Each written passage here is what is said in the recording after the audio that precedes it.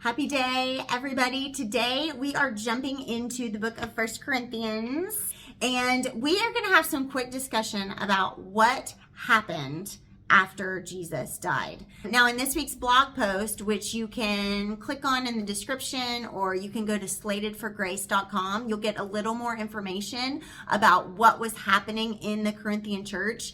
Basically, the church was getting all tied up and divided and quarreling over all of this stuff, all of this theological stuff that wasn't the gospel. Imagine that. So Paul, throughout his letter to the Corinthians, is reminding them over and over, like, guys, you're missing it. This is the gospel. Like, it's not all of this stuff. Like, this is the gospel. So again, you can check out this week's blog post for more of that. In this video, I want to talk about what happened after Jesus died. Now, Jesus' life is not up for debate in this video or in general, really. I've heard some argue, like, maybe this guy Jesus never even really lived. That bucket doesn't really hold any water, because just like a zillion other historical figures, we have many sources like outside of the Bible that mention and or talk about this man named Jesus. He lived in the first century. He caused quite a big ruckus. He did phenomenal things. He was eventually arrested. He was killed by crucifixion. You may not think anything of Jesus. You may not think he's special. You may not think he's the Son of God. You might think he's a crazy man. But anyone would be silly to say he never existed, because he obviously did. That's not a debate. What is a debate is what happened after he died. And this has been a debate since he died, and to this day.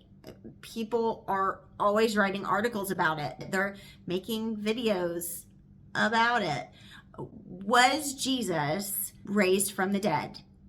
Was he resurrected?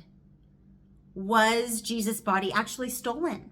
Did the disciples go and take his body and put it somewhere? Was he actually buried in a different location? And those women on the third day, Peter, John, when they ran to the tomb, like, they actually took the wrong turn and they got lost and they thought they were going to the tomb, but it wasn't that tomb, and it just happened to be empty. What happened? Where is he? Where did he go? Now, on one point, virtually all scholars and historians agree, whether they're Christian or non-Christian, okay? They all pretty much agree on one point. And it's that shortly after Jesus died, his followers suddenly transformed from this baffled, fearful, hiding behind closed doors for fear of the Jews, cowering, grieving group of people into this on fire, bold, indestructible movement of followers that is still going on today, that were willing to risk their very lives in order to tell people about Jesus. Something happened. Like, something happened. And that's the phrase that historians and scholars, believing and unbelieving, they use over and over again. Like, we're not sure what happened, but something happened. The Apostle Paul, what he says happened, which is what he is reminding the Corinthians about over and over again in this letter, is that after Jesus died and he was buried, Jesus rose. He came back to life. By the way, that's all throughout the Gospels, Jesus telling his disciples that that is actually what was going to happen. And the disciples, it just goes right over their heads, and they're like, what now? What are you talking about? But Jesus rose from the dead. He appeared to Peter. He appeared to Mary. He appeared to his other disciples, then appeared to over 500 of his followers, men and women, most of whom were still living when Paul was writing to Corinth. Now, they didn't have Facebook, obviously, no Insta, no, they couldn't tweet, dude, I just saw Jesus, he is in Galilee. But Paul is basically saying to the Corinthians, if you don't believe me, there are a ton of people that you could talk to. You could go find them and you could ask. They will tell you they saw him. It wasn't a dream. It wasn't a hallucination. Like over 500 people will agree and tell you. Let's just talk for a minute about the miracle that is, okay? Like 500 people actually agree on the same thing. Like that's a supernatural occurrence. But there's testimony after testimony, far more than we have in this canonized Bible that we got here, of disciples who wrote 2,000 years ago, we saw him. He is alive. He let me touch his hands. He ate breakfast with me, man. I saw him go into the sky. I was there. I saw it. Now, on top of that, you have, if you dig into the Old Testament, which is like the 39 books of the Bible in the front of the Bible, okay, there are also all of these prophecies. Now, prophecies are up for debate, right? Because they don't give a lot of detail.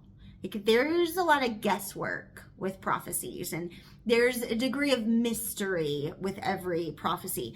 But this is what you cannot deny when you put all of these prophecies together.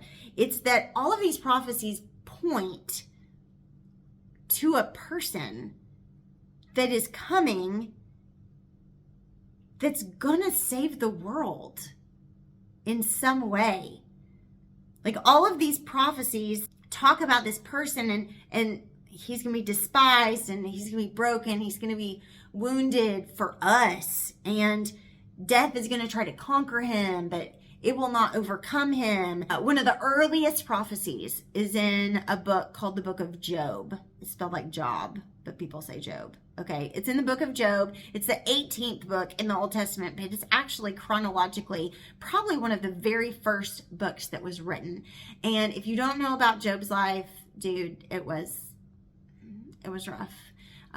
Job went through things unfathomable pain. But in the midst of his grief, what we see, like nestled in the midst of his pain in Job chapter 19, and he says, I know that my Redeemer lives and that in the end he will stand on the earth. And he goes on and he says, and I will see him with my own eyes. It's like Job hadn't seen him yet, but Job knew inside of himself, he was like, there is that person, and he will defeat all of this, and he will fix what is broken. And one day I will see him. Like thousands and thousands of years ago, this man believed in this man that was coming. The majority of the world doesn't believe that Jesus was raised from the dead. Like, did Jesus live? Yeah. Did Jesus die? Yes, apparently he did. Was he raised from the dead?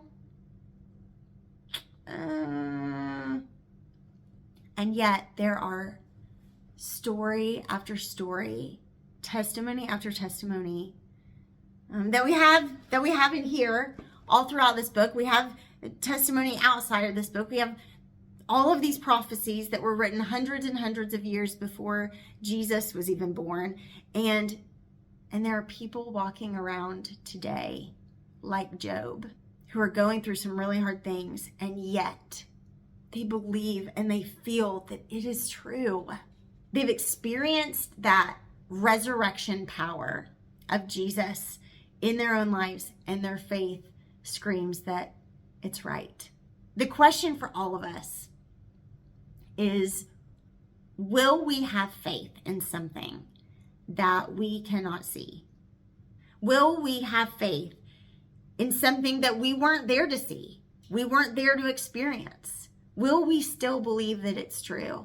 The disciple Peter, who was one of the first to see Jesus raised from the dead, he actually wrote to a group of people years later, people who didn't get to see Jesus, people who didn't have the luxury of spending years with him like Peter did. And what he says in 1 Peter 1:8 is he encourages them and says, even though you do not see him now, you believe in him and you are filled with this inexpressible and glorious joy. It is only by faith that we believe in the power of Jesus.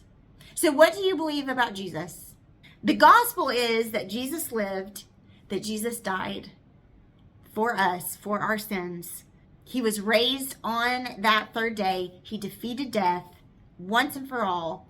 We can't see that eternity yet. Like, we can't even really imagine it. We've never experienced it, but we can believe it. Before you go on your way for the day, subscribe to this channel, share it maybe with somebody that needs something in it. For the scriptures that I talked about today, you can check them out in the description. You can also head to slatedforgrace.com. You can read this week's blog post. We also have a Facebook group you can join so that we can have some community together. We can talk and encourage each other. All of this is in the description below. I hope to see you back here sometime soon.